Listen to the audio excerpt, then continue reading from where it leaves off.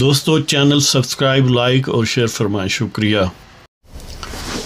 بسم اللہ الرحمن الرحیم، الحمدللہ رب العالمین والصلاة والسلام علی خاتم النبیین پاک ویوز محمد منشا۔ السلام علیکم، کیسے ہیں جناب؟ آج بات کرتے ہیں کہ سپریم کورٹ کے 3 رکنی بینچ نے جو پشاور ہائی کورٹ کا فیصلہ تھا اس کو سسپینڈ کیا ہے۔ کس کے متعلق تھا؟ ریزرو سیٹوں کے متعلق۔ بظاہر یعنی جو امپریشن ملتا ہے کہ پشاور ہائی کورٹ کے فیصلے کی سسپینشن سے کچھ ہوا ہے،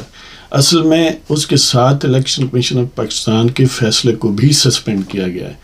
اگر صرف پشاور ہائی کورٹ کا فیصلہ سسپینڈ کیا جاتا تو اٹ ڈزنٹ مین اینی تھنگ۔ اس کا سبب یہ ہے کہ آپ کو یاد ہوگا کہ الیکشن کمیشن آف پاکستان کے سامنے جو یوتھیاپا کی تنظیم پی ٹی آئی ہے، اس کا جو فرنٹ جو ایک فساد کریٹ کیا گیا سنی اتحاد کونسل، اس کے نام نہاد سربراہ حامد رضا صاحب جو ہیں، انہوں نے الیکشن کمیشن آف پاکستان میں ایک درخواست دائر کی تھی کہ ہمیں وہ سیٹیں جو ہیں وہ دی جائیں، ریزرو سیٹیں جو ہیں، لیکن خود یہ بات ایکسیپٹ بھی کی تھی کہ الیکشن کمیشن آف پاکستان کے سامنے جو قانونی ریکوائرمنٹ کے طور پر الیکشن ہولڈ کرنے سے پہلے، یعنی یہ جو بھی ایک اسٹیپولیٹڈ ٹائم ہے، اس میں انہوں نے کوئی پرائرٹی لسٹ جمع نہیں کرائی۔ پرائرٹی لسٹ کے یہ ان آرڈر آف پریفرنس کہ پہلی اگر ہمیں ایک سیٹ ملتی ہے تو یہ خاتون ہوگی، دوسری ملتی ہے تو یہ ہوگی، اسی طرح مائنورٹیز کے حوالے سے۔ تو الیکشن کمیشن آف پاکستان نے مارچ 1 2024 کو یہ فیصلہ دیا تھا کہ کیونکہ یہ ایک انکیوریبل ڈیفیکٹ ہے لا میں، لیگل ڈیفیکٹ ہے جو سنی اتحاد کونسل ہے اس کی طرف، کہ انہوں نے اسٹیپولیٹڈ ٹائم میں اپنی پرائرٹی لسٹ جمع نہیں کرائی اور نہ ہی بطور سنی اتحاد کونسل انہوں نے الیکشن میں حصہ لیا، جبکہ کانسٹیٹیوشن کی ریلیونٹ پروویژنس اور الیکشن لاز کے تحت یہ ایک مینڈیٹری بات ہے کہ انہوں نے اپنی اسٹیپولیٹڈ ٹائم میں پرائرٹی لسٹ بھی دینی تھی، مائنورٹیز کے لیے بھی، خواتین کی مخصوص سیٹوں کے لیے بھی، اور الیکشن میں حصہ بھی لینا تھا اور حصہ لے کر کم از کم ایک سیٹ جیتنی تھی۔ اب اس فیصلے کے خلاف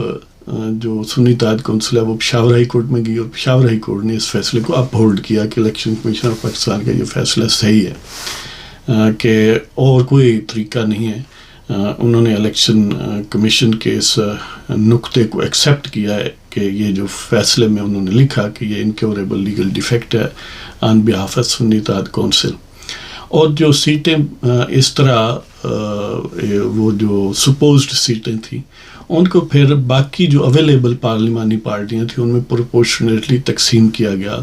ظاہر ہے پروپورشنیٹلی تقسیم کرنا ہی آئین کی ریکوائرمنٹ ہے، تو وہ اس لحاظ سے پھر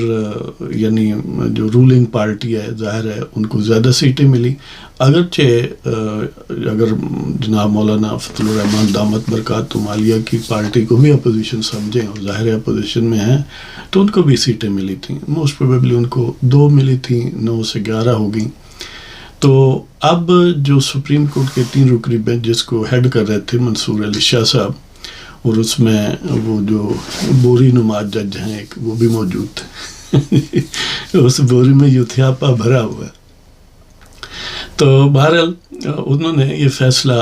پشاور ہائی کورٹ کا اور الیکشن کمیشن کا دونوں معطل کیے ہیں۔ اگر صرف پشاور ہائی کورٹ کا کرتے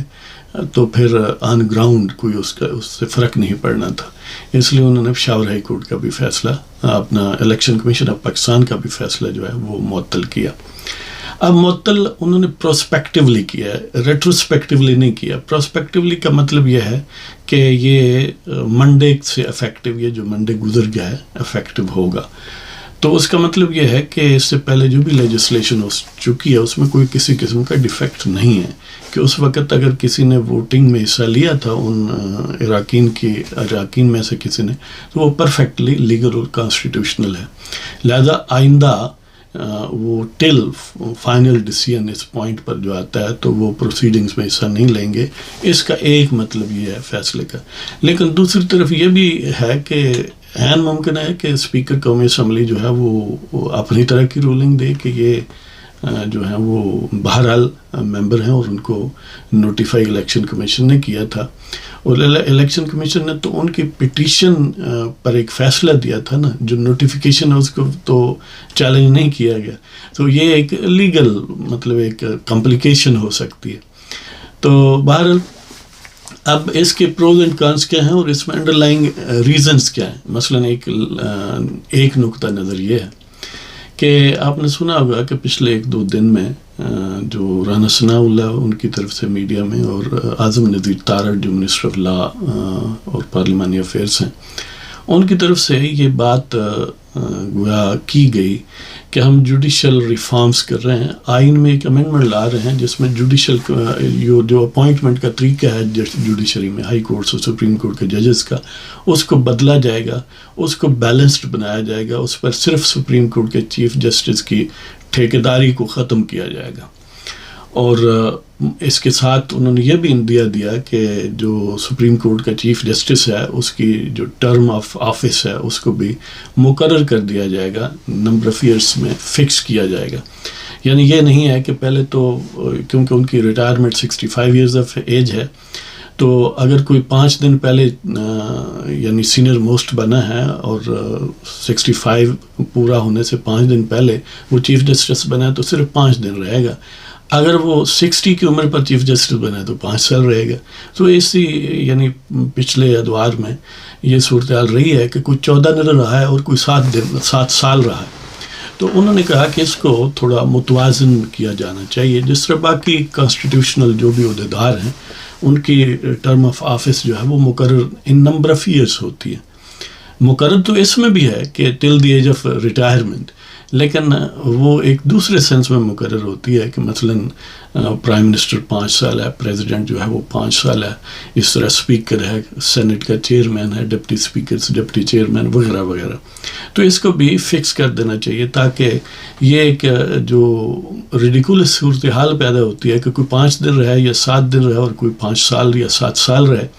تو اس کو ہم بدل دیں گے. اب اس کا ایک مطلب تو اپوزیشن نے ظاہر ہے فطری طور پر مخالفت کرنی تھی, کیونکہ ان کا نقطہ نظر یا ان کی انڈرسٹینڈنگ یہ ہے کہ قاضی فائز عیسیٰ جو ہیں وہ ان کے یوتھیاپے کو پروموٹ نہیں کرتے, اس کو فیسیلیٹیٹ نہیں کرتے. ان کے نیازی قذاب اینڈ کمپنی کے یوتھیاپے, سیاپے اور کتیاپے کو قاضی صاحب جو ہیں وہ آؤن نہیں کرتے, جس طرح بندیال یا بندریال جو بھی وہ تھا اور کھوسے اور ثاقب نثار, اعجاز الاحسن وغیرہ اور نقوی ٹرکاڑا یہ کرتے ہیں. تو اس لیے انہوں نے یہ ایک شوشہ چھوڑا کہ یہ گویا چیف جسٹس کو ایکسٹینڈ کرنے کی کوشش کی جا رہی ہے ان کی ٹرم کو, جو کہ ویسے تو سپٹمبر میں ختم ہو جائے گی. تو اگر وہ سپوز ٹرم آف آفس 3 سال مقرر کرتے ہیں تو پھر قاضی صاحب کو مزید 2 سال مل سکتے ہیں. تو اس وجہ سے یعنی انہوں نے مخالفت کی, اور ویسے بھی کوئی بھی گورنمنٹ اقدام کرے گا تو انہوں نے تو مخالفت کرنی ہے, کیونکہ وہ بہرحال پاکستان سے باقاعدہ پرخاش رکھتے ہیں, انہیں پاکستان سے کی اچھائی میں خواہش ہوتی ہے, تو انہوں نے تو وہ مجبوری ہے ان کی. اب ایک طرح سے حکومت کی طرف سے یہ ایک جوڈیشس بات نہیں تھی, عاقلانہ بات نہیں تھی کہ اس کو اس سٹیج پر, جبکہ انہیں پتہ ہے کہ یہ جو پٹیشن ہے پی ٹی آئی کی وہ سپریم کورٹ میں موجود ہے اور اس پر سماعت ہونے ہی والی ہے,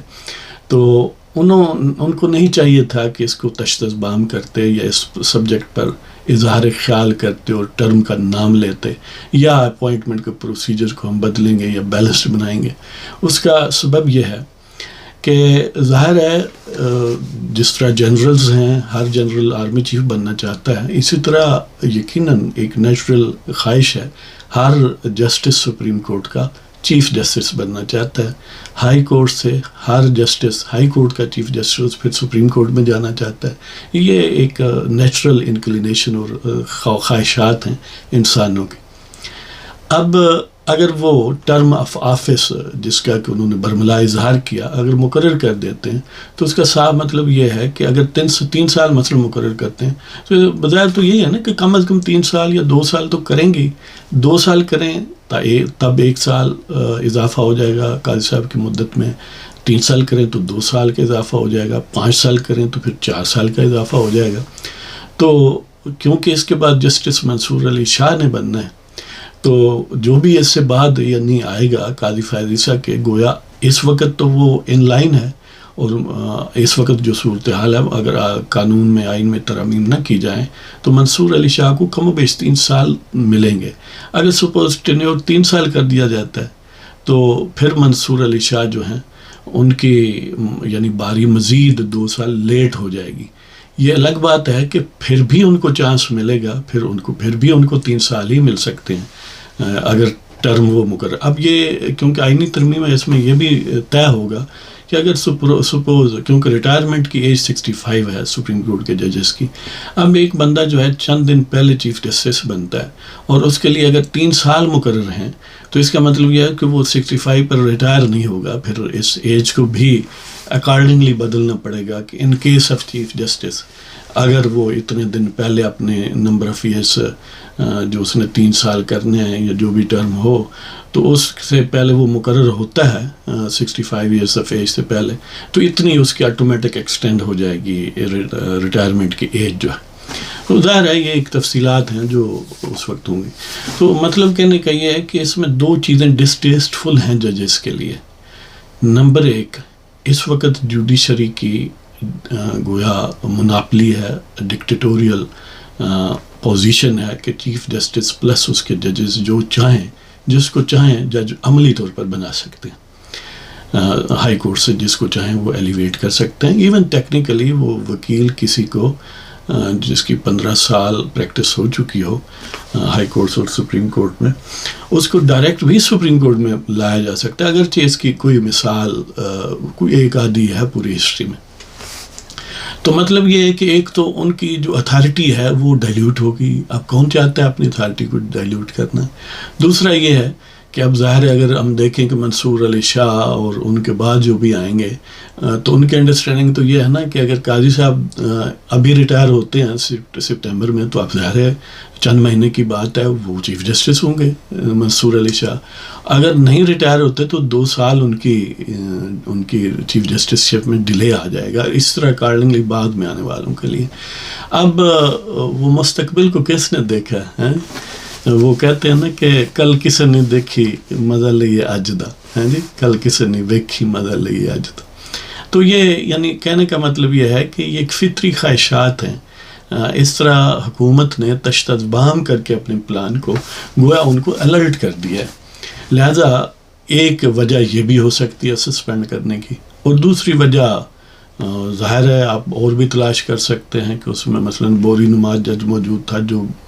یوتھیاپے سے بھرا ہوا ہے اور دوسرا بھی جج جو ہے وہ اسی طرح سے ملتی جلتی بات ہے, یعنی 3 میں سے 2 تو کسی حد تک اس کیٹیگری میں فال کر سکتے ہیں. تو اس حوالے سے پھر یعنی ایسا فیصلہ آنا یقیناً اس میں امکانات موجود تھے. لہذا حکومت کو یہ بات نہیں کرنی چاہیے تھی. پہلے یہ فیصلہ ہو چکا ہوتا تو پھر بات کرتے. اور اب اس کا فیصلے کا نتیجہ یہ ہے فوری طور پر کہ حکومت امینڈمنٹ نہیں لا سکتی. اس کا سبب یہ ہے کہ وہ جو تقریباً 20-22 MNAs ہیں اس کے قومی اسمبلی میں جو اراکین ہیں جو بظاہر سنی اتحاد کونسل جن کی خواہش مند ہے, اب ظاہر ہے وہ گویا سسپینڈڈ صورتحال میں ہیں, وہ فضا میں معلق ہیں. وہ نہ تو یہ ہے کہ وہ کوئی ممبر نہیں رہے ان دس سینس کہ وہ انہوں نے یہ نہیں کہا کہ they are no longer member of the assembly, بلکہ سسپینڈ کیا ہے. اور نہ ہی وہ سنی اتحاد کونسل کے پاس ہیں اور نہ ہی عملی طور پر ان کی کوئی یوٹیلیٹی رولنگ کولیشن کے لیے. تو رولنگ کولیشن کو پہلے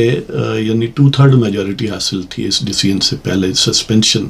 of Peshawar high court decision جو ہوئی ہے سپریم کورٹ سے اس سے پہلے. یعنی 336 کا ایوان ہے قومی اسمبلی کا. 336 میں سے 7 سیٹیں ان کے اپنے ویب سائٹ کے مطابق ابھی بھی خالی ہیں, تو 329 موجود ہیں. ان 329 میں سے 105 جو ہیں وہ اپوزیشن میں ہیں، یعنی سنی اتحاد کونسل ہے، 7 انڈیپینڈنٹ ہیں، وہ بھی کم و بیش سارے ہی، شاید ایک آدھ کوئی ہو، وہ بھی